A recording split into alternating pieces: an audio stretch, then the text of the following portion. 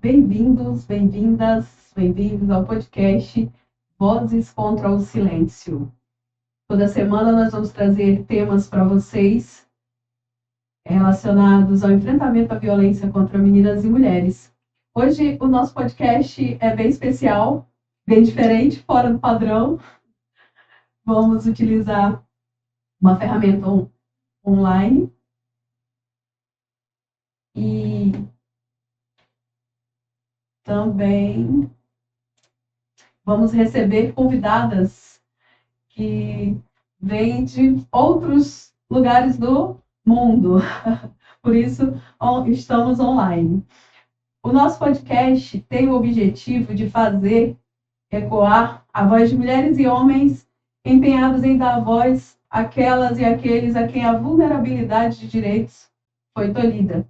Nós vamos discutir o enfrentamento à violência contra meninas e mulheres e o seu acesso aos diversos setores da sociedade, como segurança, saúde, educação, esporte e cultura, por meio da veiculação de fala de pessoas voluntárias com experiência nesses setores da sociedade.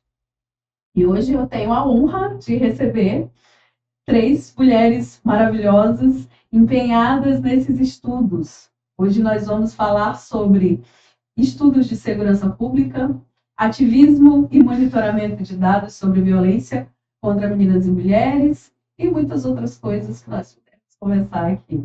Hoje eu recebo a doutora Rosileide de Lima, delegada de polícia aqui em Porto Velho, a doutoranda Alessandra Jungs de Almeida e a professora Isadora Cruxem,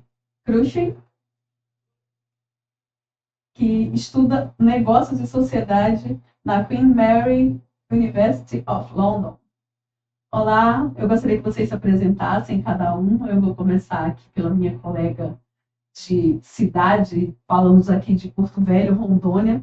Meu nome é Rosimar Francelino, idealizadora deste podcast. Atuo aqui em Porto Velho na Rede Lilás de Enfrentamento à Violência contra a Mulher e gostaria de saber quem é a Rosileide, de onde veio, o que faz. Sou delegada de polícia desde 2005, estou há 19 anos na profissão e como delegada de polícia estive à frente da Delegacia de Homicídios, da Delegacia de Crimes contra o Patrimônio, onde a gente investiga roubo a banco, latrocínio. Tive a infelicidade de investigar muitos crimes de feminicídio na época, né? E depois fui diretora da Central de Flagrantes em 3 oportunidades diferentes, e é a delegacia do Estado, que é a maior delegacia aqui da capital, que recebe o conduzido, né, o agressor em situação de flagrância, e para onde vai essa vítima conduzida também.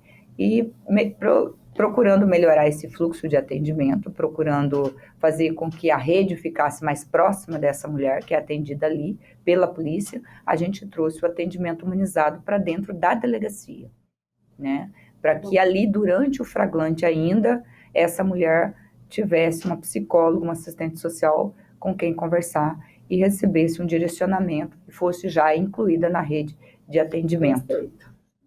Perfeito. Obrigada. Isadora Cruxem. Bom, eu sou Isadora Cruxem. Atualmente eu sou professora na universidade, na Queen Mary University of London, né, na Queen Mary Universidade de Londres, se fosse traduzir. Eu sou formada em ciência política pela Universidade de Brasília e também tenho mestrado em planejamento urbano e doutorado em economia política pelo MIT. E eu estudo diferentes coisas, mas com um foco em entender processos de mobilização política, tanto processos políticos, né, que ajudam a reproduzir o capitalismo financeiro e desigualdades sociais, como processos políticos de mobilização contra injustiças sociais, como a violência de gênero e a sua expressão mais letal, né, o feminicídio. Então, dentro dessa segunda veia de pesquisa, né, nos últimos 4 anos, eu tenho participado desse projeto de pesquisa chamado Dados contra Feminicídio. Eu comecei como estudante de doutorado no projeto e depois, né, agora que sou professora, virei uma das coordenadoras, junto com a Helena, a Catherine e a Silvana, que eu já mencionei.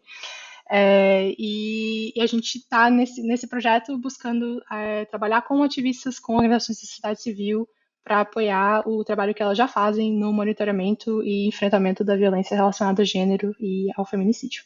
Então, meu nome é Alessandra Jungs de Almeida, eu sou doutoranda em Relações Internacionais na Universidade Federal de Santa Catarina, e eu venho desde 2022 tenho trabalhado no laboratório Dados Mais Feminismo, Data Plus Feminism Lab, que fica no MIT, tem um dos projetos que o laboratório, que é um guarda-chuva também, acaba tendo dentro, é o Dados contra o Feminicídio, que a Isadora é uma das coordenadoras, junto com a professora Catherine, com Silvana Fumega e Helena Soares Val.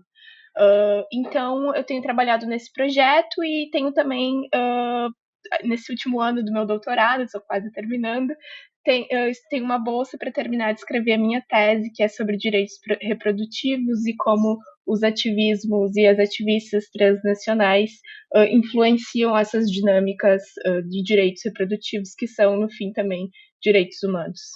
O que vocês diriam para meninas e mulheres hoje relacionado ao enfrentamento à violência que a gente sofre? As minhas palestras, sempre que eu vou conversar com as meninas e com as adolescentes, é sempre no sentido de que elas procurem. Olha, nós temos duas, eu falo sempre, duas empoderadas à nossa frente ali, ó, Isadora e Alessandra, né?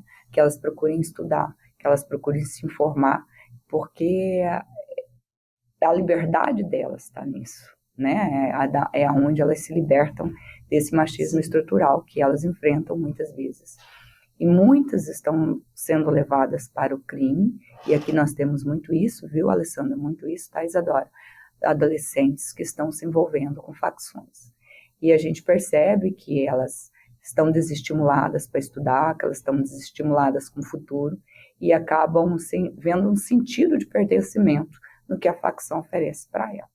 Essa desassistência do Estado, essa desassistência afetiva da família, faz com que muitas vezes o sentimento de pertencimento venha do que a facção oferece, né? Então é muito triste ver isso, quando você tem uma menina envolvida estudando num colégio que dá atenção, quando você tem uma rede de educação que envolve, que consegue prender esse adolescente, a gente vê que ela tem uma possibilidade de crescimento muito grande. Então aí as duas como exemplo, né?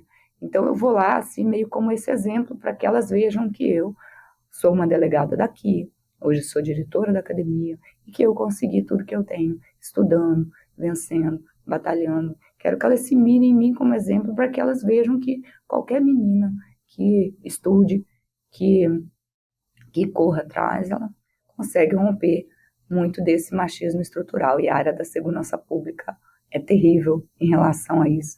É um ambiente bem hostil para a mulher, mas a gente tem conseguido, né, Rosmar? Vencer muita coisa. Isadora. É uma pergunta difícil, assim, né? Porque são tantos aspectos que são relevantes. A própria Rosilê trouxe, né, a questão estrutural, né, da violência também, que são várias áreas de proteção social, várias áreas da educação, saúde, Que não etc., que tem que se interrelacionar, né, para, né, criar oportunidades para diferentes trajetórias, né, de vida, que não sejam trajetórias que desemboquem na violência, desemboquem na criminalidade, etc. Mas eu acho que, assim, para mim, talvez uma mensagem seria buscar a solidariedade nas redes feministas, na ação coletiva, na troca de experiência, não só nas experiências, né, sei lá, de pesquisa, de ensino, etc., mas de experiência de vida mesmo. Porque às vezes na solidariedade a gente entende que o nosso contexto não é só nosso. Ele é compartilhado e que existe força, né, nesse processo de pensar coletivamente e de agir coletivamente. Então, não sei, acho que seria um pouco por essa veia que eu iria. E aí, falando de atuação feminista, né? Além dessa pergunta, Alessandra, você poderia falar um pouco para a gente sobre os estudos feministas de segurança? Sobre a pergunta, Rosimar, eu acho é difícil, né? Porque passar por uma violência nem sempre a gente percebe a violência, especialmente enquanto mulheres, né? Então eu acho que tem muito a ver com o que Rosilei e Isadora já trouxeram, tanto essa estrutura governamental quanto essa relação, né, com movimentos e com espaços coletivos que também de alguma maneira podem te fazer perceber como o mundo funciona, como a nossa intimidade também está vinculada, né, com coisas que são maiores que a gente. Mas eu acho que em geral eu tenho uma preocupação e a gente tem uma preocupação assim em pensar também essas estruturas que nós estamos dentro delas, né? Então eu acho que entender que a solução também vem, porque o problema é estrutural, a solução também deve ser pensada a partir disso, né? Deve ser uma política multidimensional que venha também do governo em relação, em conversa, em diálogo com essa sociedade civil que também está pensando sobre isso. Então eu vejo a solução muito como uma solução que vem do governo, assim, que vem do poder público.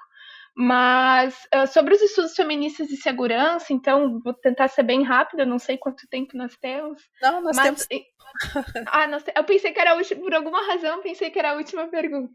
Mas, então, existe essa organização que eu cofundei em 2021, chamada Amassuro, Mulheres em Segurança e Defesa na América Latina e no Caribe. É uma organização que conta atualmente, é uma organização que, primeiro, busca trazer para cima e buscar a igualdade de gênero para mulheres que trabalham com segurança e defesa. Nós temos atualmente presença de 680 mulheres que são registradas na rede, estão em mais de 15 países diferentes da América Latina e do Caribe. E aí, pelo trabalho que eu vinha fazendo no laboratório Dados Mais Feminismo aqui no MIT, a gente começou a escrever um texto, Isa, eu, Catherine, Radika, uma outra colega, sobre como os dados, as ativistas e as suas lutas contra a insegurança, né, contra o feminicídio, se relacionavam aos estudos feministas de segurança, que é um conceito que vem das relações internacionais para pensar como a segurança é formada por questões de gênero e como as questões de gênero também são impactadas pela segurança. Então, daí eu convidei, né, Catherine, que é a diretora do laboratório, e disse: Catherine, eu tenho a ideia de convidar essas mulheres da rede para discutir estudos feministas de segurança com a colaboração do laboratório. Você tem interesse? Catherine topou. Então a gente montou um esquema de quatro encontros, um grupo de leitura realmente, em que diversas mulheres se registraram de diversos países latino-americanos e pessoas trans também, e pessoas de grupos LGBTQIA+, se registraram para discutir segurança desde uma perspectiva feminista, almejando entrar nesse debate de estudos feministas de segurança. O debate foi muito organicamente, a gente chegou à conclusão que a gente precisava escrever sobre isso. Esse grupo que se encontrou ali é majoritariamente formado por pessoas que trabalham em ONGs, por pessoas que trabalham no governo, como por exemplo a Rosimar, e por acadêmicas que estão iniciando suas carreiras, ou seja, estão no mestrado, estão iniciando o doutorado. Então, um perfil que não é de, digamos assim, de pessoas que estão há muitos anos na pesquisa, né? Mas de pessoas que têm talvez mais contato com realidades mais contextualizadas, assim. Então, a gente resolveu escrever esse relatório e a maioria dos textos que a gente recebeu, ele ainda está em processo, esse relatório vai ser publicado até o final do ano. A Isadora, por exemplo, é uma das editoras desse relatório.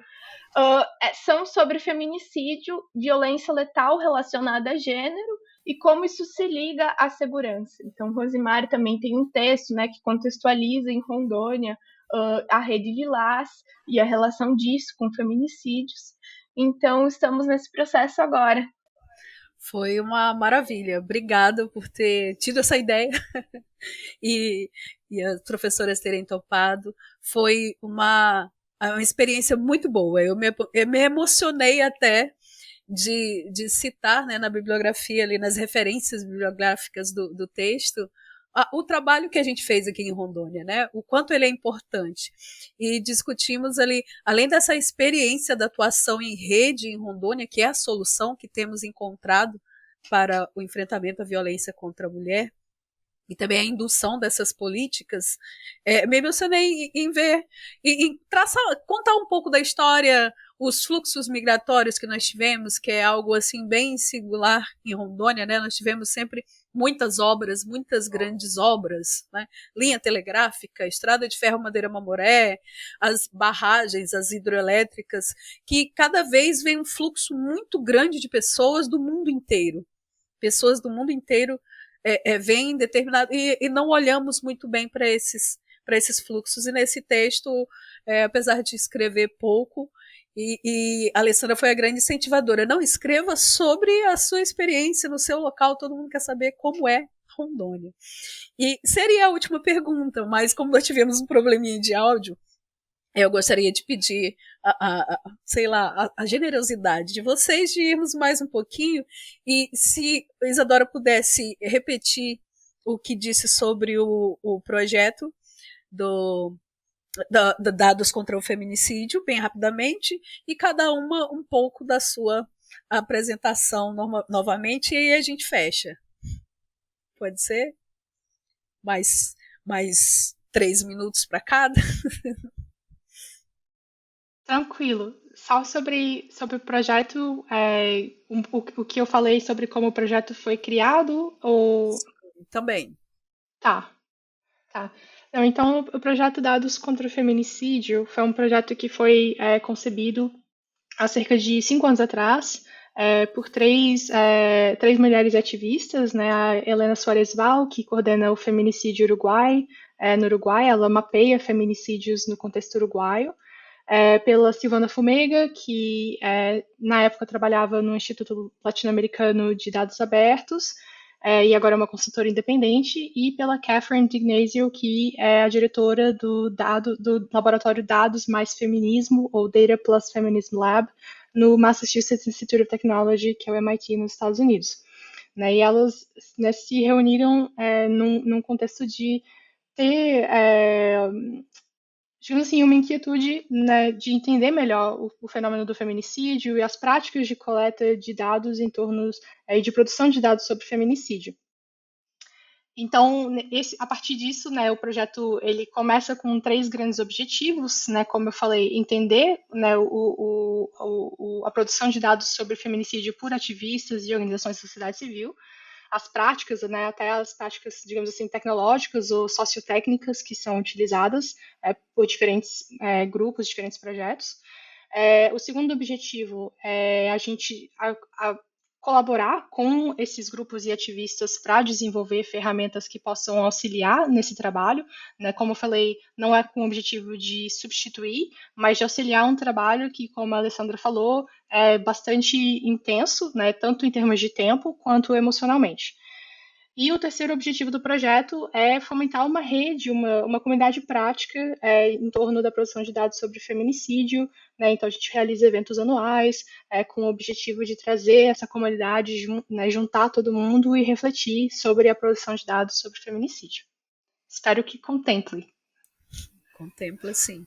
Quer acrescentar alguma coisa, Alessandra? Acho que dizer também que é uma plataforma que foi criada a partir da contribuição das ativistas, né, que estão localizadas em diferentes realidades, como a Isa colocou, né, estão espalhadas pelas Américas.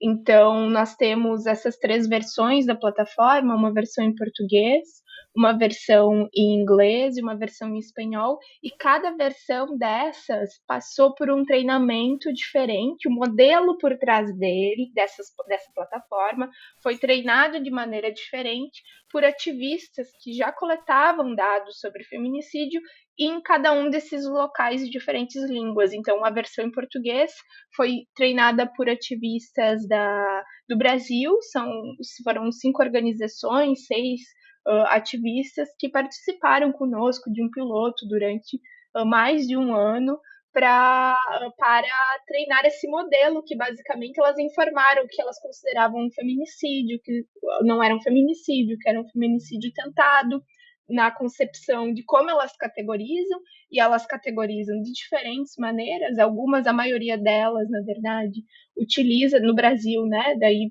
falar do mundo todo seria difícil, mas no Brasil, as ativistas com as quais a gente tem contato, a maioria delas usa as diretrizes do governo sobre o feminicídio para categorizar, mas especialmente no México, algumas ativistas têm uma compreensão mais alargada sobre o que seria um feminicídio. Algumas delas realmente consideram todas as mortes de mulheres como os feminicídios, mas majoritariamente não é o caso do Brasil.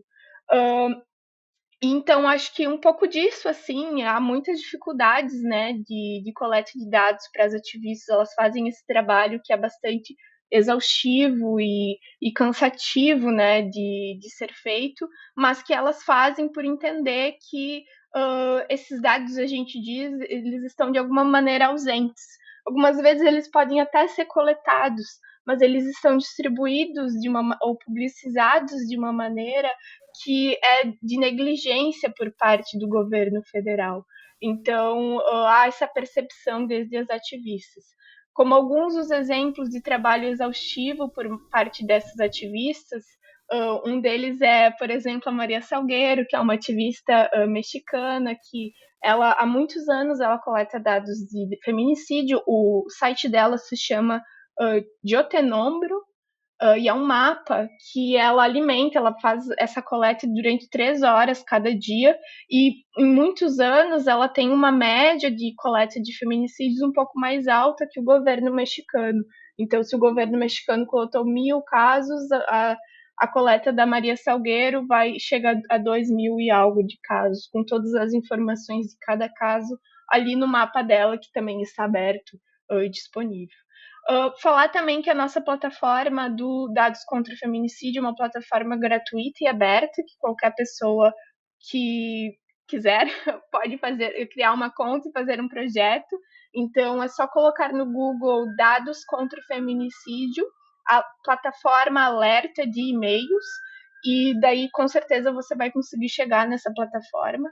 E se criar um projeto, manda um e-mail para a gente, nos contata, a gente pode tanto fazer uma formação, um treinamento para usar a plataforma com você, mas também mandar os manuais, que a gente tem manuais de como utilizar a plataforma para coletar esses dados em diferentes regiões, né? Então você pode criar um projeto a partir de uma região específica do Brasil, de um estado específico ou do país todo. Perfeito, obrigada. Rosimar, se eu puder, rapidamente, eu Pode. queria citar os grupos, né, que colaboraram com a gente no processo de desenvolvimento da plataforma, do modelo que está por trás da plataforma para o português, né, que foram a Lupa Feminista, no Rio Grande do Sul, que tem uma conexão importante com o movimento nacional, que é o Levante Feminista contra o Feminicídio, né, a Thaís e a Télia participaram. Também no Paraná, o NEAS, o Observatório NEAS, que monitora feminicídios no contexto de Londrina, né, que é a Silvana, que atualmente que também lidera o LEFEM, que é o Laboratório de Estudos de Feminicídio da Universidade Estadual de Londrina. Ela também coordena, uma das coordenadoras do NEAS, né, e participaram ela e a Cecília. Também o grupo de trabalho contra o feminicídio da Bahia, com a Bice, e a Rose, do Fórum Cearense de Mulheres, foram algumas das nossas colaboradoras. Espero não ter esquecido ninguém, mas fazem um trabalho importantíssimo. Eu acho importante citar, porque também podem ser fontes e produzem conteúdo excelente nas mídias sociais e também relatórios, etc., sobre feminicídio e violência relacionada a gênero nos seus estados. Rosilene, sobre as necessidades que você tem aqui em Rondônia. Foi isso, né, Isadora? Foi algumas das dificuldades que vocês ainda enfrentam, né? Apesar do trabalho que vocês já fazem, que é bastante excelente, né? Quais são as dificuldades que ainda persistem no enfrentamento contra o feminicídio? Então, as nossas necessidades são estruturais e de humanas, né? De pessoal, de efetivo mesmo, né? Embora estejamos contratando, o Estado pretende contratar aí 320 novos policiais civis que irão atuar diretamente nessas investigações, mas a gente sabe, por exemplo, que a gente carece de uma estrutura de ML no interior do Estado. Nem todas as cidades dispõem de estrutura de IML que iria recepcionar essas vítimas, né? Tanto para exame em vivo, no caso de violência doméstica e violência sexual, como as necropsias e os exames necroscópicos que são importantes para você saber ali as circunstâncias da morte da pessoa. Então, hoje, em alguns locais, a pessoa, por não ter essa estrutura de IML e por Instituto Médico Legal, e por não ter esses médicos legistas, acaba que o corpo acaba sendo transladado para exame, para um hospital público ou para uma clínica particular, aonde ele vai ser ali necropsiado. Então, você melhorar também a estrutura da segurança pública, você consegue responder melhor. Aí é onde entra aquele questionamento que eu estava falando mais cedo, sobre os dados ocultos, né? Onde você, de fato, tem um índice de esclarecimento melhor de crimes, você vai ter um dado mais preciso do que foi praticado, qual crime foi praticado.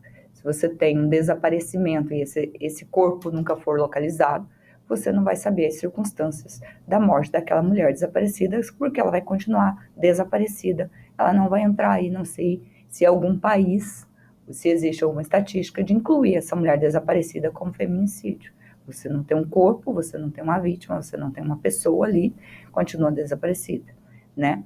Então, se você tem um índice baixo de esclarecimento de crimes, eu acredito que alguns países desse têm, como o México, né, que é refém das marras das facções, do crime organizado, deve ser baixíssimo. Então, se a colega ativista está reportando 2.000 feminicídios lá, pode saber que você tem 10 a 15 mil feminicídios que o Estado não investigou e que o Estado não reportou, de mulheres que são desaparecidas, que são mulheres que são sequestradas e que simplesmente você nunca nem tem notícia dela. Se a família também desapareceu, ou a família, você não acaba não chegando ao conhecimento nem mesmo das ativistas e nem mesmo da pessoa, a existência desse crime, porque nunca chegou ao conhecimento do Estado, porque o Estado é desaparelhado para esse tipo de investigação. Sim, infelizmente. Então, você tem um dado oculto aí, muito grande, dependendo da estrutura de investigação que você dispõe, né? Porque, às vezes, se a pessoa não confia no trabalho da polícia que investiga, no México, vamos botar, por exemplo, né? Essa pessoa pode nem reportar esse desaparecimento. Sim. Ela não reporta. A credibilidade da rede, né? Isso. Ela não reporta. Se ela não reporta, a ativista nunca vai ficar sabendo. Ninguém vai ficar sabendo. Ninguém vai saber dessa pessoa que desapareceu, dessa mulher que desapareceu, né? Então, se nós temos 2.000, pode saber, dependendo da estrutura de segurança pública desse país, dependendo do crime organizado existente nesse país, que você tem muito dado oculto que nunca vai virar um dado real, porque você nunca vai chegar nele. E isso perpassa muito pela acessibilidade da administração pública e também de toda a sociedade as questões de gênero. O quanto nós devemos mais estudar sobre isso e mais discutir sobre esse assunto, porque sabemos muito pouco ainda o que fazer. Fico muito orgulhosa de vocês todas. Maravilhosas, estudiosas e estudiosas em relação a esse assunto. E essa é a voz que a gente quer fazer ecoar aqui no podcast Vozes contra o Silêncio. Esse é mais um episódio que nós trazemos para vocês uma vez por semana, buscando fazer com que essa discussão, essa violência na carne de meninas e mulheres chegue a ser extinta. Esse é o nosso objetivo. É para isso que a gente estuda tanto. Então, fico muito feliz de ver que 3 mulheres aqui junto comigo, empenhadas em estudar sobre isso e trazer para a alta gestão dos países do mundo, né? Principalmente nós estamos aqui tratando de questões muito amplas e de muitas pessoas unidas, irmanadas em fazer com que isso dê certo, que nós encontremos realmente essas soluções para enfrentar, para extinguir a violência contra meninas e mulheres, que elas possam se sentir seguras. Muito obrigada, nós queremos mesmo difundir esses valores de consentimento, de valorização da vida de amor e de cuidado, né? Que toda essa rede vem para isso. Muito obrigada mesmo. E é isso. Obrigada a vocês. Obrigada, Rosimar, Rosilei também. Um prazer. Obrigada, viu? Foi um prazer, menina, conhecer vocês, tá? Já sou fã. Muito obrigada. Muito obrigada. Prazer. Obrigada.